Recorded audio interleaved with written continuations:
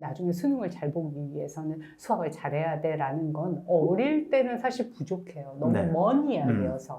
그러면 수학에 대한 관심을 가질 때는 잘해야 돼, 잘해야 돼 막 들으면 하고 싶다가도 하기 싫어지는 게 있잖아요. 그래서 내 아이한테 맞는 속도와 그 양으로 단계 접근해 가는 게 정말 중요한 것 같아요.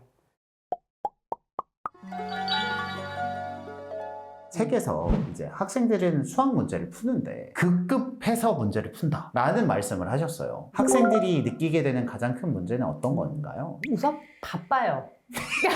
너무 바빠요. 그렇죠. 그러니까 정해진 시간 안에 이 문제를 다 풀어야 내 일이 끝나라는 그렇죠. 생각이 기본적으로 깔려 있어요.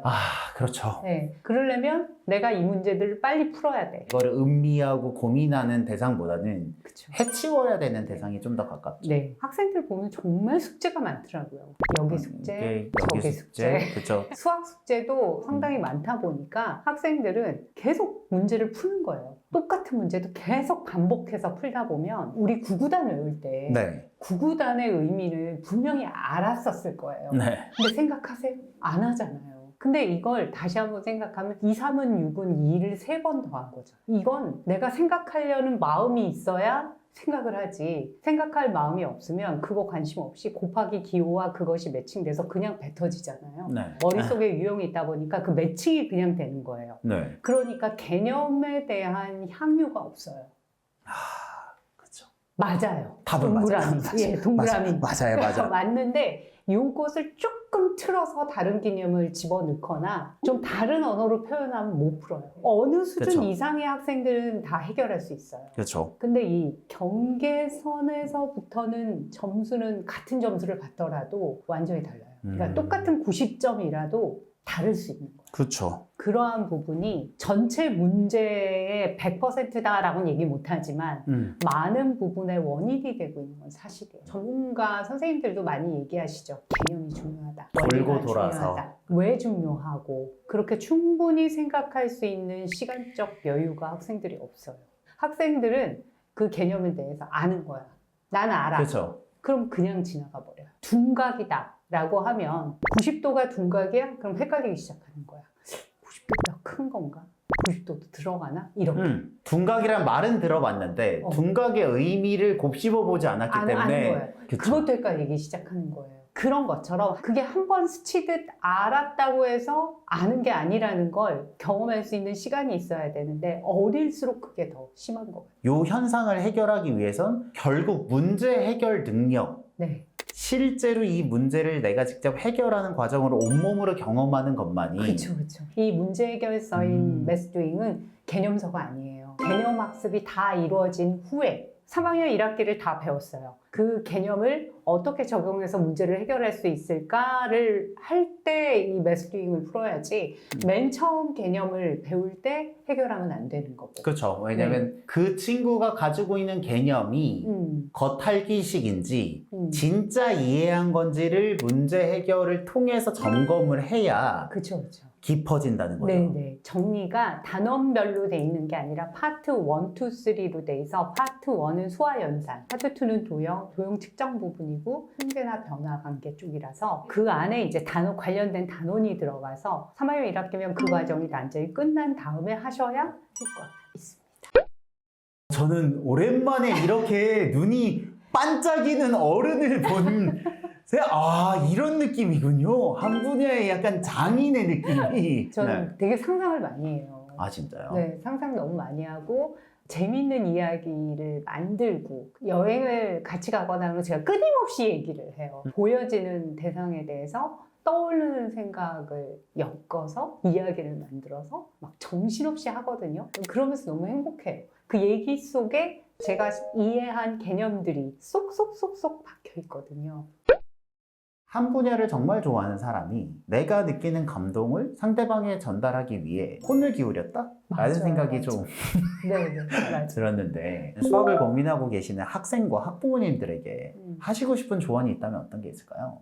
갑자기 고등학교 때 생각이 나요. 문제 하나를 풀다가 안 풀리는 거예요. 이렇게 막 열심히 하진 않았어요. 중학교 때도 저 스스로 시험 때마다 테스트했던 사람이에요. 문제집을 하나도 안 풀고 교과서만 해요. 그리고 시험 때 나를 테스트해 보는 거야. 정말 개념만으로 어떻게 푸나? 몇 점까지 나오나? 약간 광기가 있으시고, 예. 그거를 중학교 한 2학년까지 했는데 2학년부터는 안 되더라고요. 안 되죠.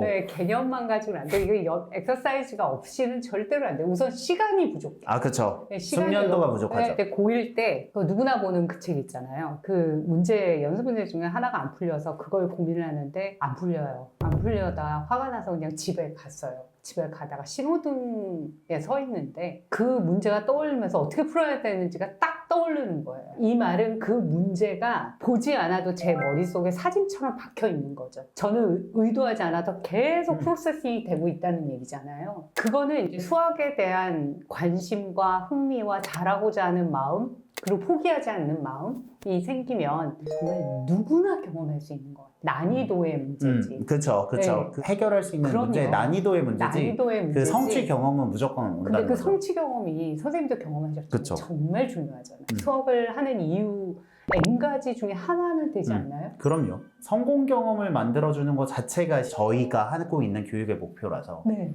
성공에 대한 경험이 정말 수학에선 중요해요. 근데 그 성공의 경험까지 가기 위해서 내가 그거에 대한 흥미가 있어야 돼요.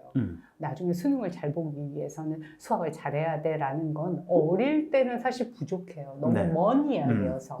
그러면 수학에 대한 관심을 가질 때는 잘해야 돼 막 들으면 하고 싶다가도 하기 싫어지는 게 있잖아요. 그게 아이들마다 다른 것 같아요. 아이들마다 성취할 수 있는 수준과 목표도 다른 것 같아요.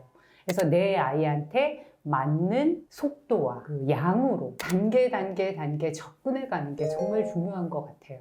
그래서 수학에 대한 흥미와 관심이 동기유발이 된 다음에 뻗어나가야 된다고 생각을 해요. 그런 과정에 조급함을 조금 내려놓으시면 정말 좋겠다. 왜냐하면 아이들이 알아요. 정말 똑똑하더라고요, 요즘 학생들은. 그래서 자기가 잘해야 된다는 것도 알고 어떻게 해야 된다는 것도 알지만 또 하나 느끼는 건 아이들이 다 예민해서 부모님의 조급함도 느껴요. 그렇죠. 그게 득보다는 실이 많더라고요. 성공 사례를 봐도 어떤 계획 있게 접근하고 방법을 제시해 주는 건 학생들한테 정말 중요하지만 부모님의 불안과 조급함은 절대로 득이 되지 않는 것 같아요. 제 경험도. 이런 얘기를 누군가 해주면 그때는 들었다가 또 잊어버리고 그렇지만 그래도 반복적으로 듣는 그런 과정이 정말 필요한 것 같아요.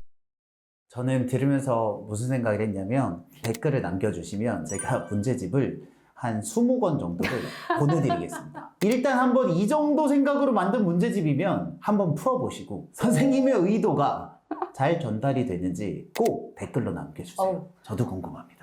떨리는 예. 물론 선생님들도 가설이 있고 저도 이제 습관이라는 방향성을 가지고 나는 최선의 노력을 다하지만 결과가 좋을 수도 있고 안 좋을 수도 있어요. 그럼 하지만 내가 진심을 다해서 한 분야를 잘하기 위한 노력은 저는 그것만으로도 충분히 존중받을 가치가 있다고 생각하거든요. 오늘 영상이 비단 수학교육뿐만 아니라 취향과 진심에 관한 한 사람의 생각을 읽을 수 있다는 점에서 도움이 되지 않았나 싶어요. 너무 아름답게. 저는 굉장히 좋았고요. 꼭 감사합니다. 20명 답변으로 말씀 주시면 좋을 것 같습니다. 저희는 다음에 또 좋은 영상으로 찾아뵙겠습니다. 감사합니다. 네, 여러분들의 교육을 응원합니다. 저희는 대치동 캐슬이었습니다. 감사합니다. 감사합니다.